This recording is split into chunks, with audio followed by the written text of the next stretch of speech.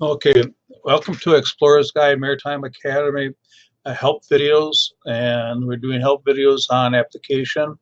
This one happens to be on the actual 3-page fillable form CG 719B. I suggest, if possible, if you're going through this video with me, that you have a copy of it in front of you to help you fill it out. It can be filled out online as a fillable form. Excuse me. Download it and fill it out. Don't do it online.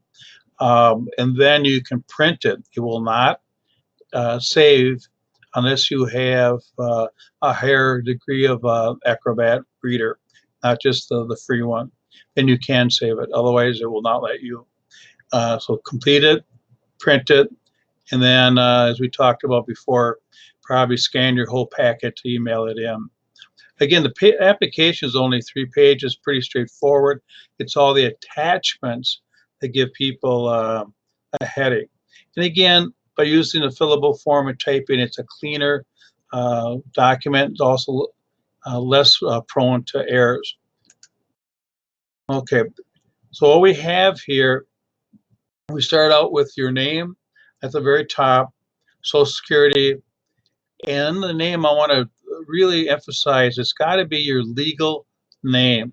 When I mean by legal name, what's on your birth certificate, passport, driver's license. If your name is Robert, don't put down Bob. You are going to confuse them, and good chance everything's going to get sent back.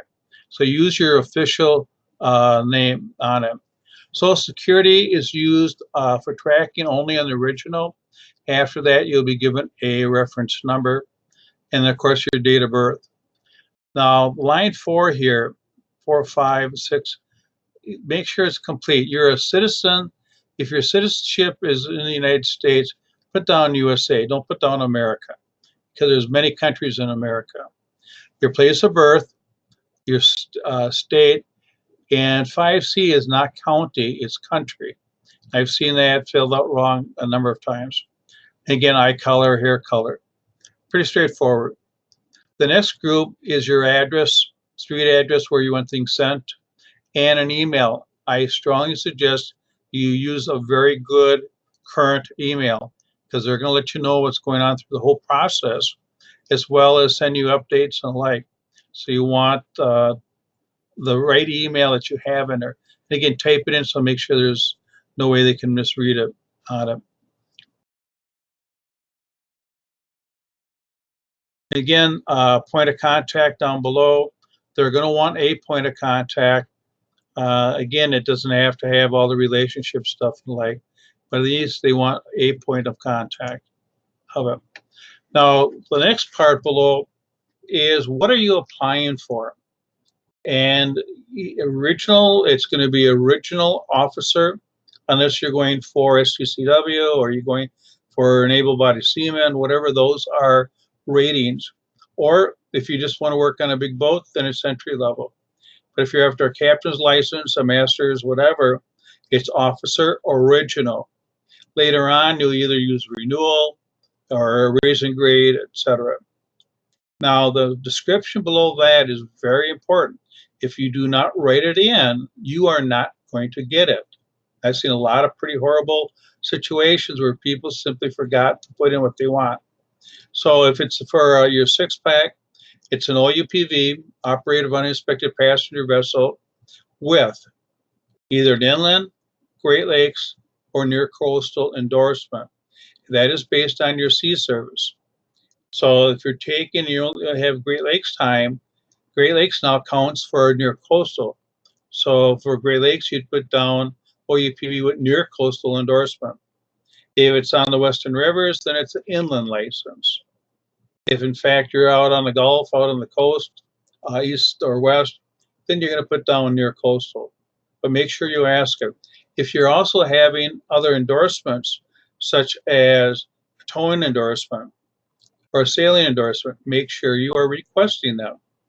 I had one gentleman did all the classes. He asked for his OUPV, never put down the towing endorsement, even though he sent in a certificate. And guess what? He did not get it. So it's very important in that spot, you put down what you want. If you're going for a master's at the same time, then I always do OUPV, whatever route, Below that, then I put down upgrade to masters, whatever tonnage and route as well.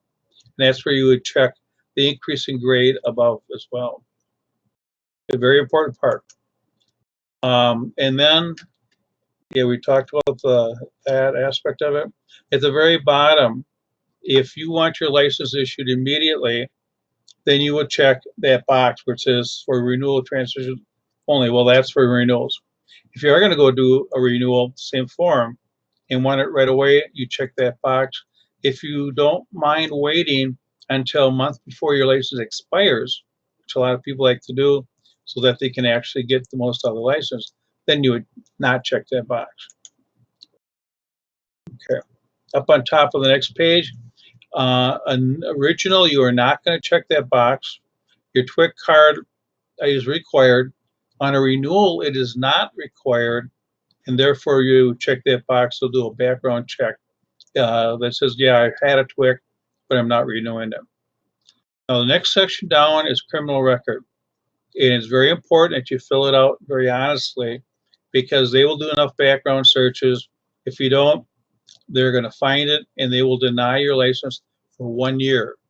So it's very important to read this section and make sure you understand it.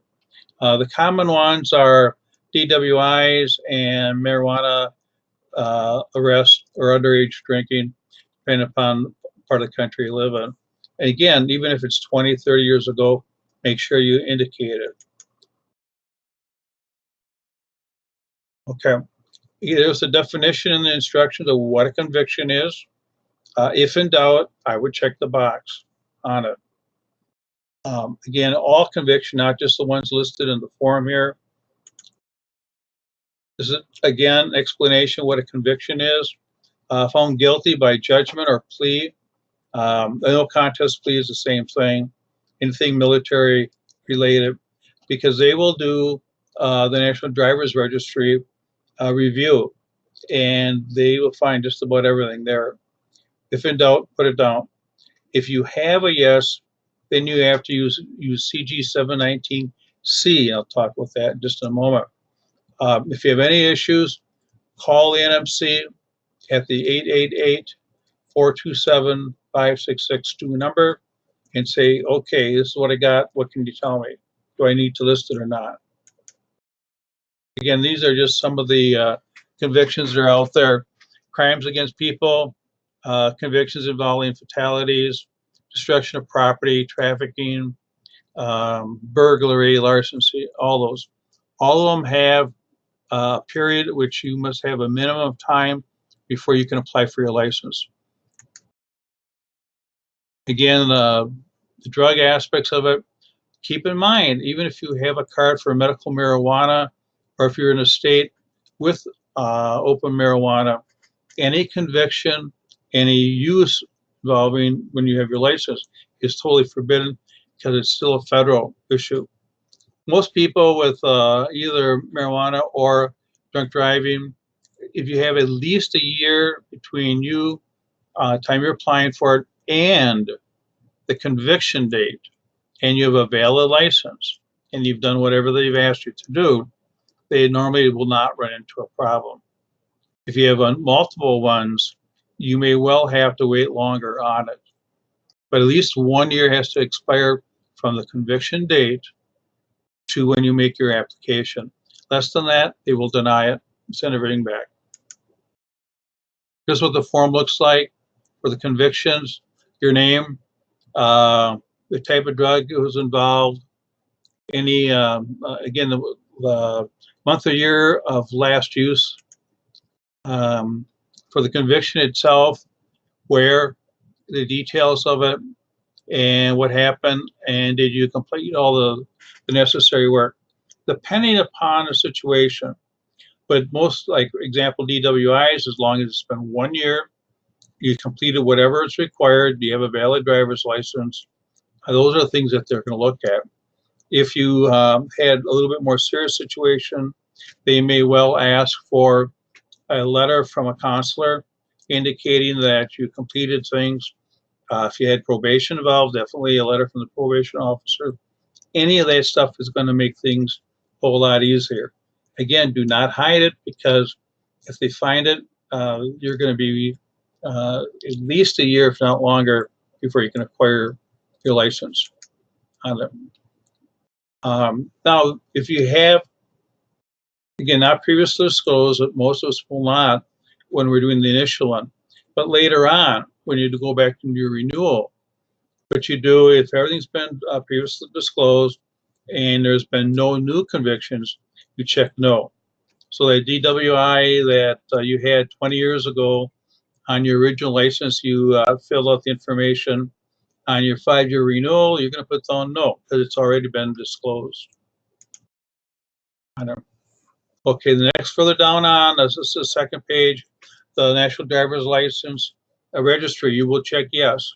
You don't have to, but if you don't check it, you're not getting a license.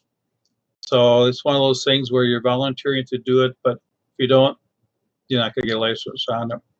The next one down is the Mariner Outreach System. And if the Homeland Security needs a bunch of captains and national crisis, it will go through that list. I advise most people to check. If they really need people, you have other ways of volunteering to be part of that.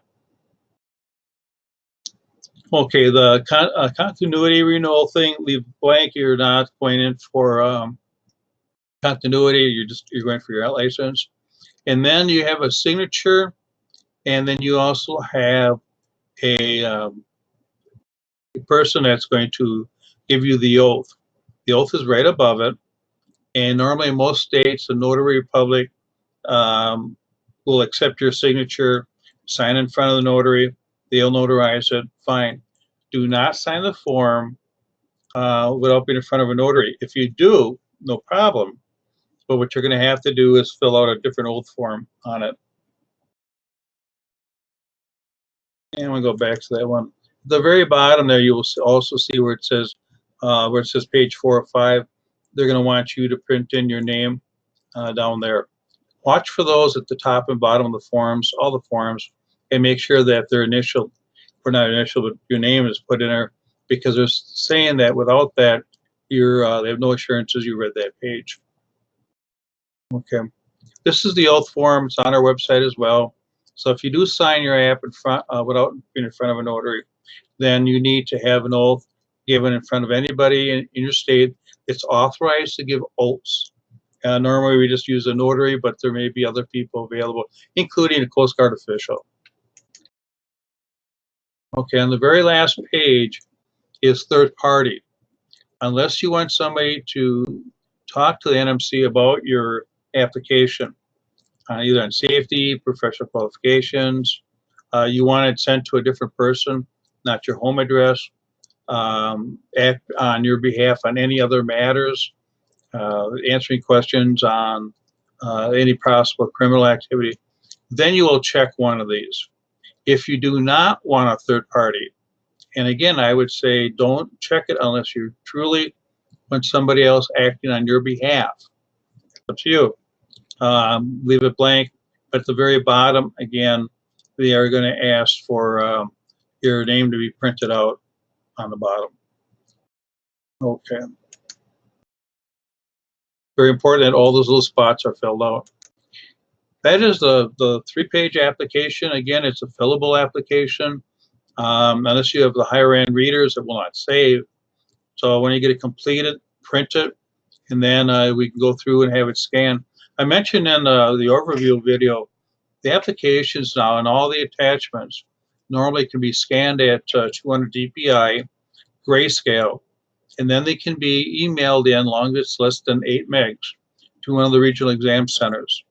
That way you keep your records, because you got a renewal coming up, you got other things.